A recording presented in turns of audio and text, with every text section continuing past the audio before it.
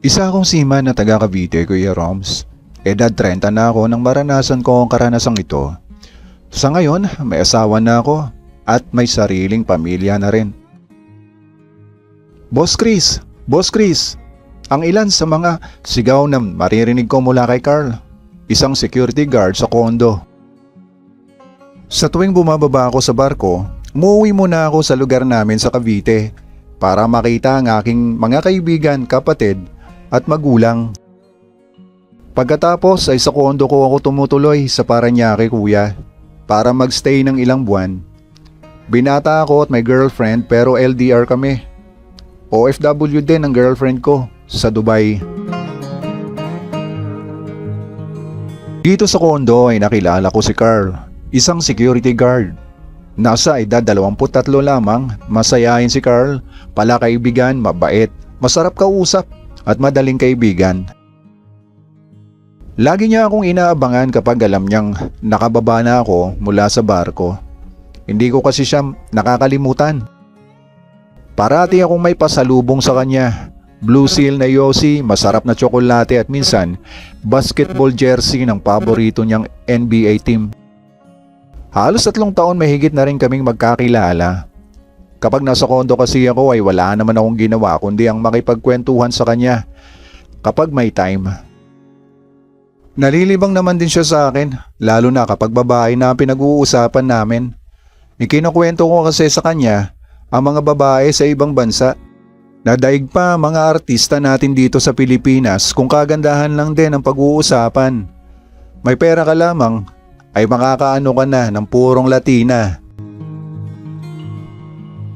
Nawiwili sa akin si Carl, ako rin naman sa kanya. Marami na rin siya mga kaibigan sa kondo. Minsan naglalaro kami ng basketball pagka-out niya sa kanyang duty.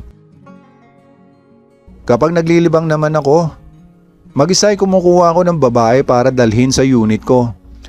Mas masarap pa rin ang mga Pinay at saka hindi gaanong mahal ang bayad sa kanila. Alam ito ni Carl kaya minsan inalok niya ako ng babae. Nabiro ko pa nga siya na may sideline ka na rin pala ha. Hehe, tawa lang din siya. Hindi boss, kaibigan ko siya at okay na okay siya. Panalo talaga, mura lang. Naawa kasi ako, single mom eh. Madalas na mangutang sa akin.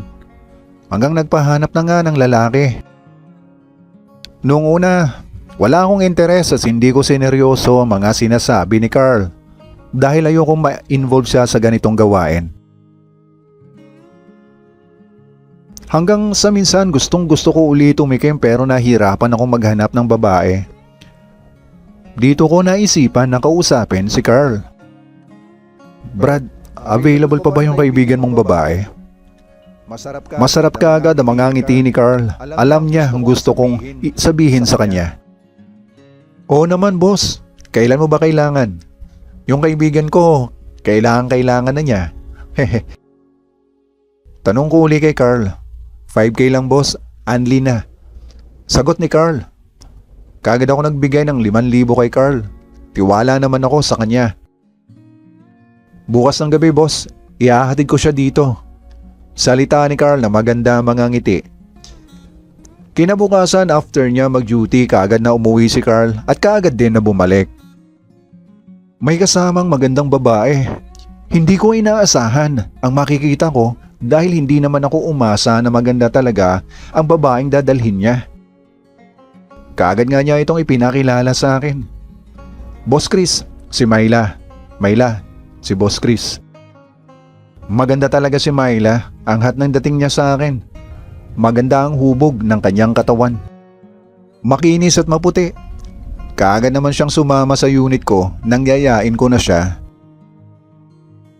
Nagpaiwan naman si Carl sa baba, hihintayin na lamang daw niya si Myla at sabay na sila uuwi. Pagdating sa unit ko ay kaagad na nagsimula na kami ni Myla. Masarap kasama si Myla, Kuya Roms. Kahit na may anak na siya, ibang iba siya kumpara sa mga nakuha kong babae. Natapos namin ang unang round ay nagpahinga na muna kami at nag-uusap. Myla, ilang taon na ang anak mo? Tanong ko. 1 taon pa lamang mahigit. Kaya ako nagganito kasi kinakapos na ako ng pambili ng gatas. Ang mahal kasi eh. May trabaho naman ako pero kinukulang talaga. Umuupa pa kami ng bahay.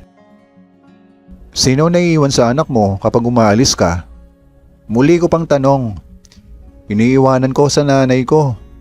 Mamaya pag uwi ko ay dadaanan ko siya. Sagot naman ni Myla. Muli nga ay hinalikan ko pa si Myla at nagsimula na naman kami. Halos ayaw ko pang matapos pero ewan ko ba. Mabilis akong nakaraos sa ganda kasi talaga ni Myla. Kaya kaagad na nagpahinga na uli kami. Sa pangatlo ay halos umayaw na si Myla. Naramdaman ko nang hindi na siya nag-e-enjoy kasi medyo natagalan na ako. Nang matapos ako ay hinatid ko naman siya kaagad sa baba kung saan ay naghihintay si Carl. Boss Chris, salamat. Ihahatid ko na tong si Myla sa bahay nila. Kinabukasan ay nakipagkwentuhan na naman sa akin si Carl habang naka-duty siya. Tinanong niya ako kung nag-enjoy ba ako kay Myla. Oo naman Carl. Panalo si Myla. Mahusay at masarap siya kasama. Nakatatlo nga ako eh. Ang tingin ko kay Carl ay para siyang isang tao na walang problema. Taong hindi kinakapitan ng problema. Lagi kasing nakangiti at laging masaya. Hanggang nakatanggap naman ako ng tawag mula sa mga kapatid ko. Inatake daw ang nanay at nasa ospital. Nagmadali akong umuwi ng Cavite para puntahan ang nanay ko na nasa ospital. Kagaya ng inaasahan, ako na sumagot ng lahat. Wala namang pera mga kapatid ko dahil lahat sila babae at may kanya-kanya ng pamilya. Kung hindi pa nga, kapos sa panggastos ay nangungutang pa sila sa akin. Kaya nga mas gusto ko pang magstay sa kondo ko. Kahit mag-isa ako ay walang gumugulo sa akin. Walang nangungulit na mga kapatid, tahimik ang buhay ko. Matapos kong ayusin ang lahat sa ospital at makalabas ang nanay ko hanggang sa mga gastusin niya para sa therapy niya, ay bumalik na ako sa kondo ko sa Parañaque. Tapyas na naman ang perang itinatabi ko para sana sa pagpapakasal namin ng girlfriend ko at para sa pagbuo ng sarili kong pamilya.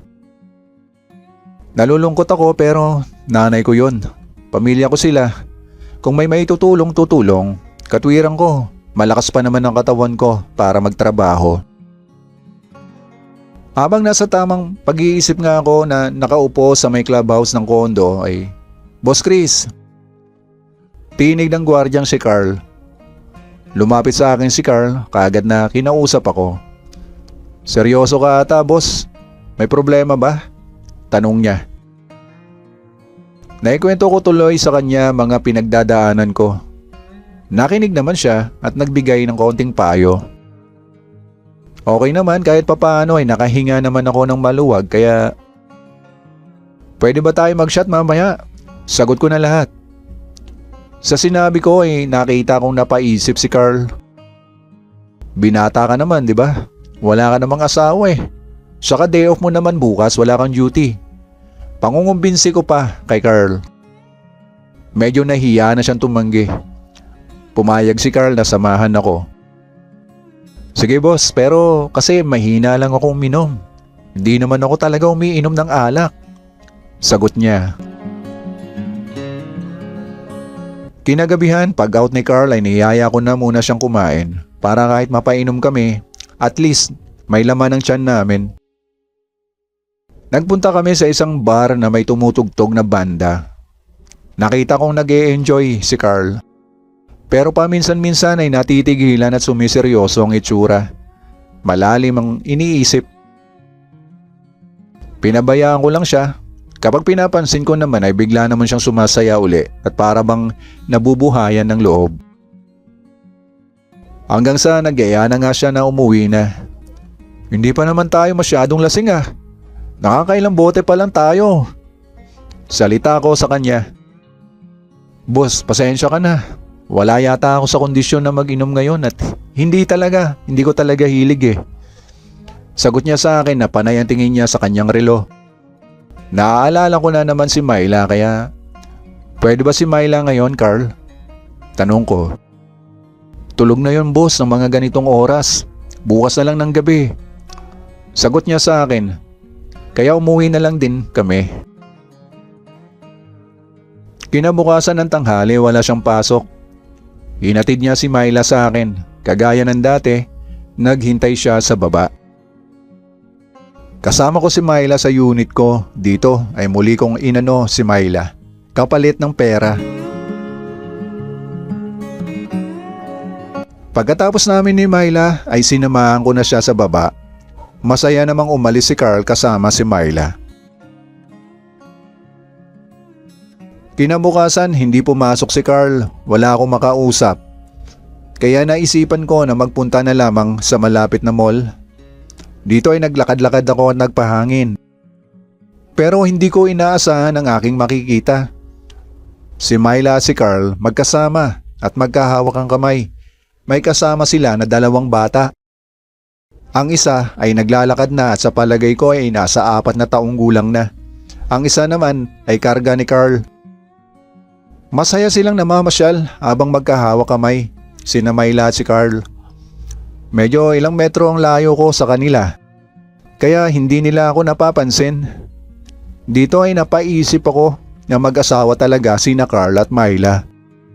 Kumbinsido ako sa nakita ko. Masaya at buo ang kanyang pamilya.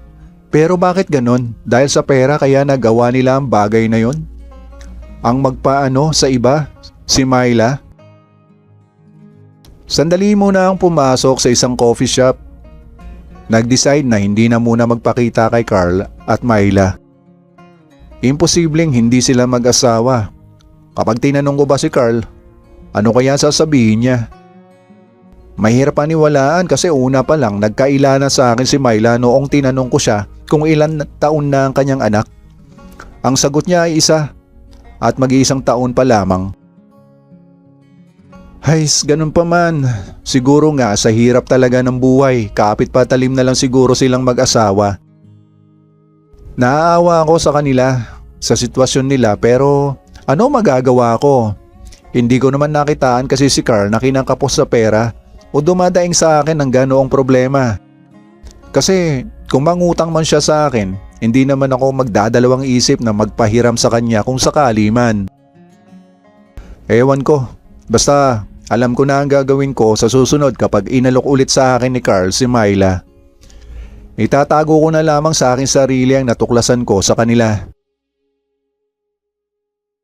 Umuwi na muna ako sa nanay ko sa Cavite bago ako mag-umpisang maglakad uli ng mga papeles ko pabalik sa barko. Halos 1 linggo din ako doon. Nang bumalik nga ako sa condo ay, Boss Chris! Si Carl na tinatawag ako habang naglalakad na ako mula sa gate.